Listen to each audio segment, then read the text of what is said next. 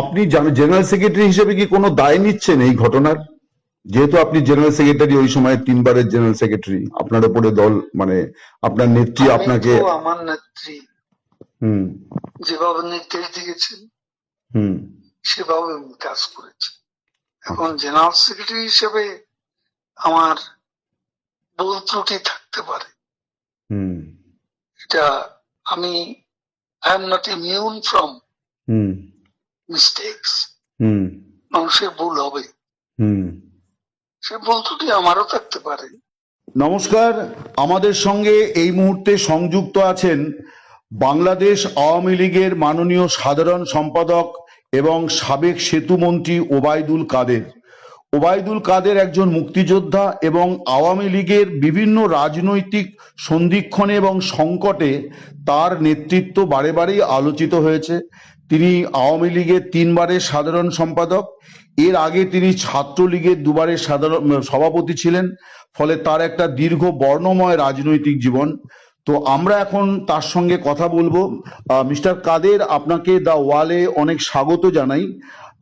আমার প্রথম প্রশ্ন যে 24 গত বছর 5ই আগস্ট গণ অভ্যুত্থানের পর থেকে আমরা আপনার সম্পর্কে প্রায় কিছুই জানতে পারছিলাম না, আপনার বক্তব্য পত্রপত্রিকায় আসছিল না।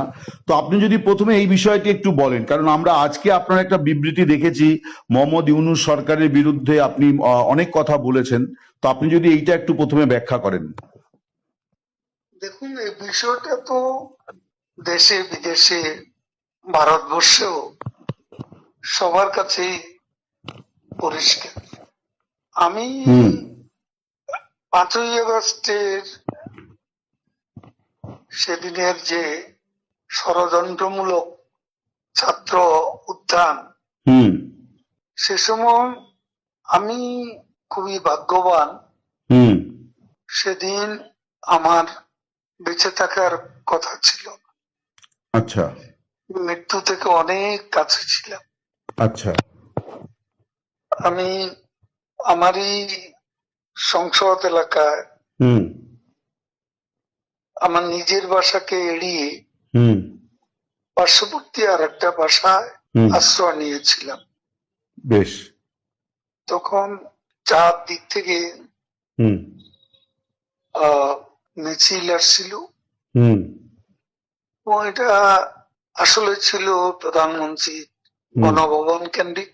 হুম এবং এটা আমরা অবাক হলাম যে সংসদ এলাকাতেও এটা ছড়িয়ে পড়ে হুম এবং একটা লুটপাটের হুম যে লুম্পেন স্টাইলের হুম কতগুলো ঘটনা ঘটে হুম এবং সেখানে বিভিন্ন ধরনের লোক হুম আসে এবং এদের এদের মধ্যে বেশিরভাগই হুম মনে হয়েছে এটা কোন রাজনৈতিক অভ্যুত্থান, হুম এটা লুটপাটের অভ্যুত্থান।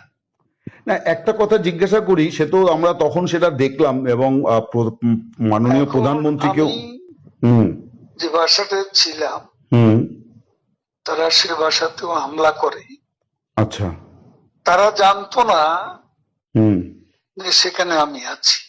আচ্ছা আমার বাসা তারা লুটপাট করেছে, হুম কিন্তু যে বাসায় আমি গিয়ে আশ্রয় নিলাম হুম সেখানে তারা হামলা করবে এটা আমি ভাবতে পারি। কিন্তু সেখানেও দেখলাম যে অনেক আহ লোকজন হুম ঢুকে পড়ে এবং তারা ভাঙচুর লুটপাট হুম করতে থাকে। হুম আমি আমার স্ত্রী সহ আমরা বাথরুমে লুকিয়ে যাই, অনেকক্ষণ ছিলাম, প্রায় 5 ঘন্টা। হুম হুম তারপর একটা পর্যায়ে এরা তো ওই বাথরুমের ভিতর সেখানেও কমোড হুম বেসিন হুম এগুলো তো লুটপাট করেছে সব জায়গায়। সেগুলোর লোভে প্রথমত তাদেরকে আমার ওয়াইফ সেই বাথরুমের মুখে দাঁড়িয়ে হুম বারবার বলছিল যে আমি অসুস্থ, হুম এই কথা বলে তাদের ফিরিয়ে দিচ্ছে। হুম তো একটা পর্যায়ে তারা এই বাথরুমে যেগুলো আছে হুম সেগুলো লুট করার জন্য জোরপূর্বক হুম প্রবাসের হুমকিতে। তো সে সময় আমার ওয়াইফ জিজ্ঞেস করে যে কি করবো, হুম খুলে দাও যা হবে। তারপরে সাত আট জন ছেলে ঢুকলো। তার খুবই আক্রমণাত্মক দৃষ্টিভঙ্গি, হুম মনোভঙ্গি নিয়ে। হুম তখন হঠাৎ তারা হুম আমার দিকে তাকিয়ে, আপনি নেত্রী চলে গেল, আপনি জাননি কেন? আমি কিছু বলছিলাম। তারপরে এই ছেলেদের মধ্যে কি ভাবের উদয় হয়েছে জানি না, হুম তারা আমাকে বলে আপনার ছবি তুলবো। তারপর আমার ছবি তুলতে শুরু করলো, সেলফি নিচ্ছিল, হুম ছবি তুলছিল। এরা ছাত্ররা অনেকে আমাকে চেনতো। হুম হুম কি কারণে তারা তখন আক্রমণাত্মক যে মনোভাবটা ছিল হুম সেটা নেমে এসে হুম শীতল হয়ে গেল। আচ্ছা এরা ঠান্ডা মাজাজে তখন কথা বলছিল। আচ্ছা এদের মধ্যে আবার এক পর্যায়ে একটা গ্রুপ, তারা চেয়েছিল আমাকে হুম রাস্তায় সেনাবাহিনী হুম হাতে তুলে দিতে। কেউ কেউ আবার এটাও চেয়েছিল যে জনতার হাতে তুলে দিতে। হুম এটা অবশ্যই তখন একটা মানসিক ভাবে হুম ভেতরে ভেতরে হুম ভেঙে পড়েছিলাম। হুম এরপর এরা এদের একটা শার্ট, এদের ওই ব্যাজ, হুম লাল হুম পতাকা শোভিত হুম ব্যাজ লাগিয়ে, আবার কালো একটা আহ, মুখে একটা মাস্ক হুম দিয়ে আমাকে আহ, হাঁটতে হাঁটতে হুম সংসদ এলাকা থেকে হুম বড় রাস্তা, গণভবন অভিমুখী হুম রাস্তা, ওখানে নিয়ে যায়। আচ্ছা ওখানে নিয়ে আমার হঠাৎ করে কোত্থেকে একটা উম, একটা ট্যাক্সি আসে, হুম একটা ইজি বাইক। হুম সেটা খালি ছিল, হুম ওখানে কোনো গাড়ি ঘোড়া কিছু ছিল না। হুম ওটা হঠাৎ করে কেন যেন এসে পড়ল। হুম হয়তো আমার ভাগ্য। এরা দুজনে আমাকে নিয়ে, আমার ওয়াইফকে নিয়ে ওটাতে উঠলো আর বলতে লাগলো, ওতে তো অসংখ্য মানুষ, হুম চেক আপ সব জায়গায়। এরা বলতে লাগলো যে আমাদের চাচা চাচি অসুস্থ, হুম হাসপাতালে নিচ্ছি, হুম ডিস্টার্ব করবে না। হুম এই করে করে নিয়ে গেল একটা অনেক দূরে একটা জায়গা। তো এটা হলো, ভাবতেও পারেনি ওরা যখন বাথরুমে ঢুকলো যে বেঁচে হুম থাক, হুম সে বেঁচে থাকাটাই সেদিন যে একটা পরম সৌভাগ্যের বিষয়। হুম আনএক্সপেক্টেডলি হুম বেঁচে গেছি, ইট মোস্ট ইম্পর্টেন্ট। সে সময় হুম এই ছেলেরা যে কোনো ভাবে আমাদেরকে আর্মির হাতে তুলে দিতে পারতো। মানুষের রাস্তায় অসংখ্য মানুষ, হুম সেখানে অনেকেই তো আছে আমাদের অপোজিশন, হুম মেরে ফেলতে পারতো। হুম তো আজকে এটুকু বলে শেষ করি। না কিন্তু আপনাকে মানে তারপরে আপনি কোথায় এটাও রইলেন? কেউ জানে না, আপনি প্রথম জানেন। না বলছি যে আপনি এরপরে কোথায় রইলেন, তারপরে তো আপনি মানে থাকলেন কি করে, মানে ওই রকম আমি পরিস্থিতি? বাংলাদেশে ছিলাম হ্যাঁ হ্যাঁ 3 মাসের মতো।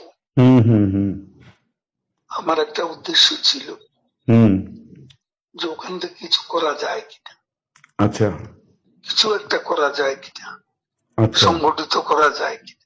আচ্ছা বিভিন্ন জায়গায় হুম শ্রমিক অসন্তোষ, হুম কর্মচারীদের অসন্তোষ, হুম এগুলো প্রতিদিনই এগুলা লক্ষ্য লক্ষ্য করতাম।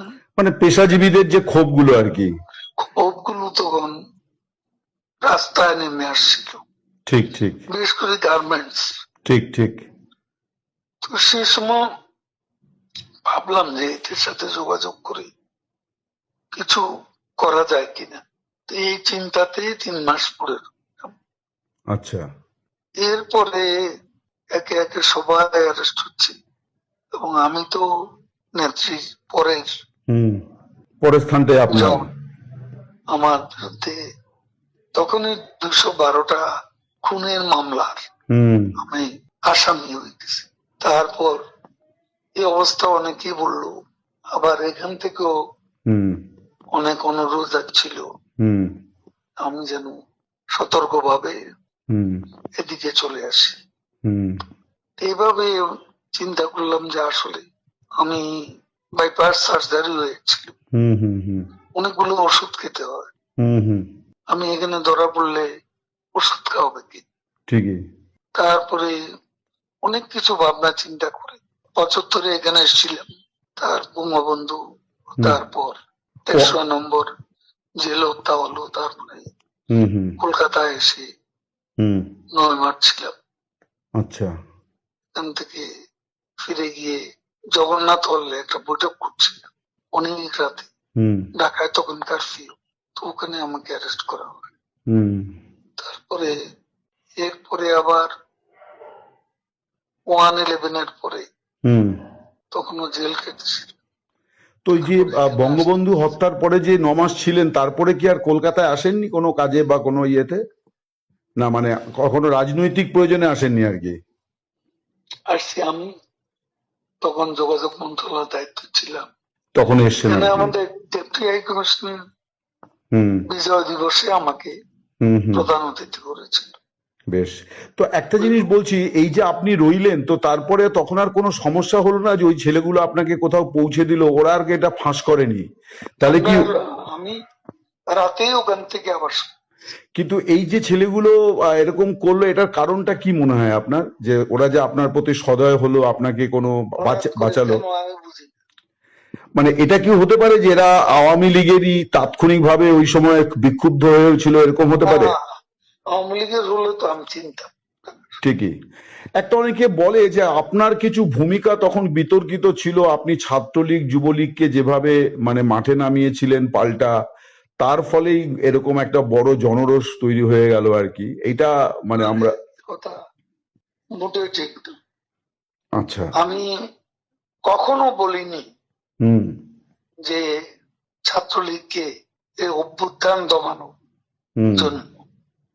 হুম সেটা লন্ডন থেকে আমাদের এক ব্যারিস্টার হুম নিজু মজুমদার, হুম ও ইউটিউবে কথা বলে, হুম ও তখনকার ভিডিও নিয়ে হুম সেটা প্রচার করেছে হুম মাস তিনেক আগে। হুম সেখানে ছাত্রলীগের নামই ছিল। হুম বিভিন্ন বলা হয়েছে ওই দিন ছাত্রলীগকে, ছাত্রলীগই যথেষ্ট, হুম এ ধরনের কোনো বিষয় ছিল না হুম আমার বক্তব্য। আর আমি পার্টির সেক্রেটারি, হুম তারা আমার মেট্রো রেল পুড়িয়ে দিচ্ছে, তারা আমার সেতু ভবন পুড়িয়ে দিচ্ছে, হুম তারা বিটিভি ভবন পুড়িয়ে দিচ্ছে, হুম তারা আমার অফিস আক্রমণ করতে পারবা হুম আসছে, হুম পার্টি অফিস, হুম তারা গণভবন মুখী আক্রমণ শানাচ্ছে। তো সে সময় আমি কি আমাকে সেভ করব না? আমার দলকে সেভ করব না? আমার নেত্রীকে সেভ করতে হবে না? তখন সে সময় আমি পার্টির সেক্রেটারি হিসেবে হুম আমার উপর সময় আরোপিত যে দায়িত্ব, সে দায়িত্ব আমি পালন করেছি। হুম এটা যে কেউ করতো, হুম আমি ওই জায়গায় আমার জায়গায় অন্য কেউ থাকলে তিনিও সেটা করতেন। আপনারা 15 বছর ক্ষমতায় ছিলেন, এত বড় পার্টি, আপনারা দেশ তৈরি করেছেন, আপনারা বুঝতে পারলেন না যে এরকম একটা জনমত তৈরি হয়েছে? এটা কেন হলো? এটা একটা আকস্মিক উত্থান। এটা তো শুরু হয়েছে কোটা দিয়ে, শেষ হয়েছে এক দফা। হ্যাঁ, কিন্তু এটা কি আসলে এটা একদিনের পরিকল্পনায় হয়েছে নাকি দীর্ঘদিন নিজে ধরে? একটা ষড়যন্ত্রমূলক হুম ঘটনা, একটা বিস্ফোরণ হয়ে গেল। সেটা ইন্টেলিজেন্সের একটা ব্যর্থতা তো ছিল, এবং এটা ব্যর্থতা ছিল না এ কথা তো বলা যায়। আপনি জেনারেল সেক্রেটারি হিসেবে কি কোনো দায় নিচ্ছেন এই ঘটনার? যেহেতু আপনি জেনারেল সেক্রেটারি, ওই সময় 3 বারের জেনারেল সেক্রেটারি, আপনার উপরে দল মানে আপনার নেত্রী আমি আপনাকে। তো আমার নেত্রী হুম যেভাবে নির্দেশ দিয়েছেন হুম সেভাবে আমি কাজ করেছি। এখন আচ্ছা। জেনারেল সেক্রেটারি হিসেবে আমার ভুল ত্রুটি থাকতে পারে, হুম এটা আমি, I am not immune from hmm mistakes. হুম মানুষের ভুল হবে, হুম সে ভুল ত্রুটি আমারও থাকতে পারে। আপনি নিজে কোনো ভুল মানে চিহ্নিত করেছেন যে এটা আপনার ভুল হয়েছিল? আমি কাজ করেছি, কাজ করলে ভুল হয় এটা? চাঁদাবাজি করিনি, হুম। কমিশন খাইনি, হুম। পার্সেন্টেজ নিইনি। হুম। আমার মন্ত্রণালয়টা সবাই জানে। হুম। তারপরে বাংলাদেশ আওয়ামী লীগের কমিটি গঠন করতে হুম। কমিশন নিয়ে হুম। কাউকে পদায়ন করিনি, হুম। চাঁদাবাজি করিনি। হুম। আমি সেই দিক থেকে হুম। নিজেকে হুম। একদম নির্দোষ বলে হুম। আমি নিজেকে সাব্যস্ত করতে পারি। আপনাদের সময়ের নির্বাচন, তারপরে মানবাধিকার হরণ, মানবতা বিরোধী অপরাধ, এই সমস্ত অনেক রকম অভিযোগ এবং অনেক দুর্নীতির বিষয় সামনে আসছে। ডেফিনেটলি সব হয়তো সত্য নয়, কিন্তু আপনারা এত বড় একটা ঘটনার পরে কিন্তু আপনারা কোনো মানে ভুল স্বীকার বা দুঃখ প্রকাশ করেননি আর কি। এই প্রশ্নটা বারে বারে আসছে বিভিন্ন মহল থেকে। দেখুন, আমরা এদেশকে যা কিছু দিয়েছি, হুম। যা কিছু করেছেন হুম। আমাদের নেত্রী, হুম। এটা কোনো তুলনা হয় না। হুম। এই ডেভেলপমেন্ট বাংলাদেশে হুম। হুম। কল্পনাই করা যায় না। 15 বছর আগের বাংলাদেশ, হুম। 15 বছর পরের বাংলাদেশ, হুম। দিন আর রাতের মতো হুম। পার্থক্য।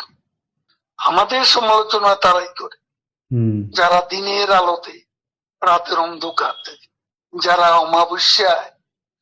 অমাবস্যা দেখে হুম। হুম। পূর্ণিমা, হুম। তারা সমালোচনা করে। না, সমালোচনার বিষয়বস্তু আমাদের আছে। হুম। সময় হলে দেশের মাটিতে সবকিছুরই মূল্যায়ন আমরা করছি, দেশের মাটিতে গিয়েও করব যখন সময় আসবে। একটা বিষয় অনেকেই বলছেন, এই যে আপনি দীর্ঘদিন নীরব ছিলেন, বলা হচ্ছে যে আপনার ভুল ত্রুটির কারণে আপনাকে চুপ থাকতে বলা হয়েছিল, মানে এটা কাইন্ড অফ পানিশমেন্ট আর কি। কিছু লোক আছে তারা এসব বলে শান্তি পায়, হুম। হুম।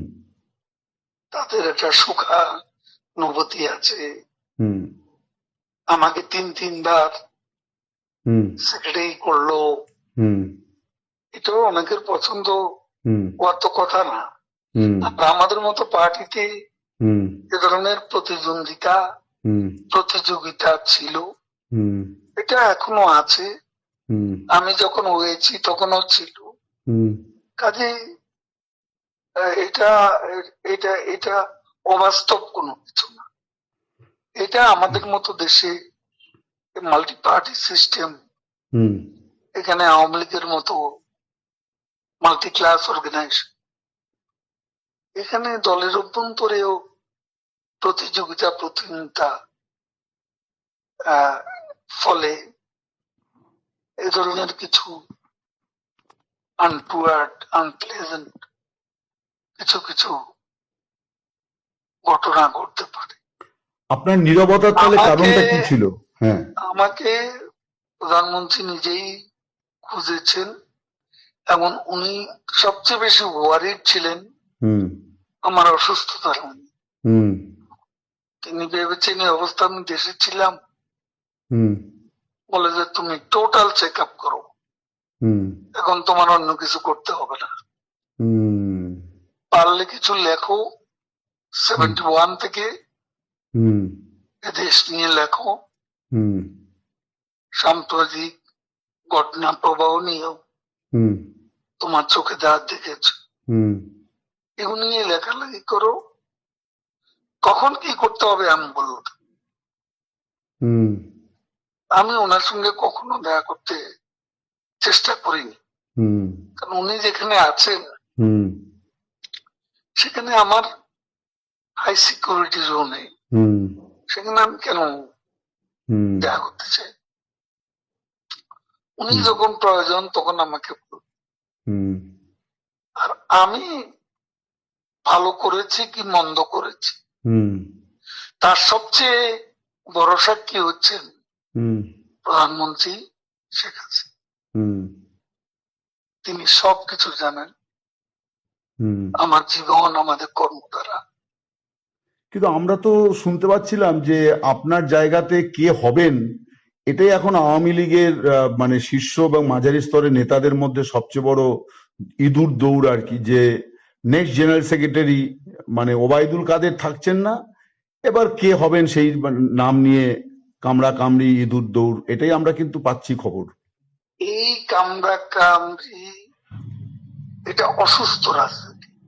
হুম এখনো আমরা দেশের বাইরে, হুম এখনো ক্ষমতা থেকে যে ক্ষমতা আমরা হারিয়েছি হুম সে ক্ষমতা কখন পাবো হুম সে বিষয়টা আগে দেশ নিয়ে আমাদের ভাবা দরকার। হুম দলে কে কি হবে হুম দেশ নিয়ে দেশে সেটা ঠিক করা দরকার। সেটা তো এখন এখানে বসে হুম আমরা কামড়া কামড়ি করলে হুম তাতে আমাদের কি ক্ষতি? হুম এখন আমাদের সবার লক্ষ্য হুম আমাদের দেশকে আবারও বঙ্গবন্ধু মুক্তিযুদ্ধের ধারায় হুম আমাদের দেশকে আমরা নিয়ে যাব। আপনারা এবং আপনারা কি আশাবাদী যে আপনারা ফিরবেন এবং আওয়ামী লীগ আবার শেখ হাসিনা আবার বাংলাদেশের প্রধানমন্ত্রী হবেন? আমি শতভাগ আশাবাদী। এইটা কেন? আমি আরো অনেকের মুখে শুনছি, এর কারণটা কেন আপনারা মনে করছেন? আমরা মনে করছি এ কারণে বাংলাদেশের জনগণ, হুম আপনি এখন পাবলিক অপিনিয়ন নেন, সবাই বলবো, বেশিরভাগ মানুষ বলবে শেখ হাসিনাই ভালো ছিল, শেখ হাসিনাই ভালো চালিয়েছে, শেখ হাসিনাকে হারিয়ে আমরা অনেক কিছু হারিয়ে ফেলেছি। আমাদের কাছে যেটা সেগুলো আমাদের আদর্শ, বাংলাদেশ রাষ্ট্রের জন্মের চেতনা, হুম আমাদের মুক্তিযুদ্ধের আদর্শ, এসব আমাদের এই জায়গায় আমাদের প্রত্যাবর্তন করতে হবে। কিন্তু একটা মিস্টার কাদের, আমি একটা জিনিস বলি, মানে ভারত সরকার ছাড়া আর কোনো মানে দেশ তারা কিন্তু আওয়ামী লীগের কার্যক্রম নিষিদ্ধ করার সিদ্ধান্ত নিয়ে তেমন কোনো প্রতিক্রিয়া দিল না। মানে আপনারাও মানে দুঃখ প্রকাশ বা ক্ষমা প্রার্থনা করছেন না। মানে এই জায়গায় কি একটা কোনো মানে জেদাজেদি বা ইয়ের জায়গা তৈরি হলো? মানে আওয়ামী লীগ কি একটু না, একঘরে আমরা হয়ে যাচ্ছে কারোর না? সাথে জেদাজেদি করবো? ভারত আমাদের দুঃসময়ের বিশ্বস্ত বন্ধু। হুম সংকটে আমরা বারবার হুম ভারতের কাছে ছুটেছি। হুম এখানে আমরা অন্য কোনো দেশের সঙ্গে আমাদের কোনো বৈরিতা নেই। হুম আমরা কারো বিরুদ্ধে কোনো বক্তব্য দিচ্ছি না, হুম কারো সমালোচনা করছি না। বেশ। আমরা এখন আমাদের দেশকে হুম যেখান থেকে আমরা বাংলাদেশে স্থানচ্যুত হয়েছি, হুম যেখান থেকে আমরা দেশে শিকড় থেকে বিচ্ছিন্ন হয়ে গেছি, হুম সেই শিকড়ে আমাদের ফিরে যেতে হবে। কিন্তু তার জন্য সেটি তো আমাদের চিন্তা। আমরা কারো বিরুদ্ধে নেই, কারো সমালোচনা করি। কিন্তু তার জন্য তো মানে দেশবাসীর কাছে ন্যূনতম নিজেদের ভুল স্বীকার দেখুন, করতে হবে। ভারতে বসে আমি এ ক্ষমা প্রার্থনা কেন করব? আমি আচ্ছা দেশে গিয়ে করব। আচ্ছা। আমার ভুলের জন্য, হুম আমার ভুল ত্রুটি হলে সেটার জন্য আমাদের নেত্রী আছেন, হুম তিনি দেশবাসীকে বল। হুম এখান থেকে বলা কি ঠিক? হুম থ্যাংক আচ্ছা, ইউ। অনেক ধন্যবাদ, অনেক কৃতজ্ঞতা আপনাকে দ্য ওয়ালের তরফ থেকে। আপনার সুস্বাস্থ্য কামনা করি, ভালো থাকুন।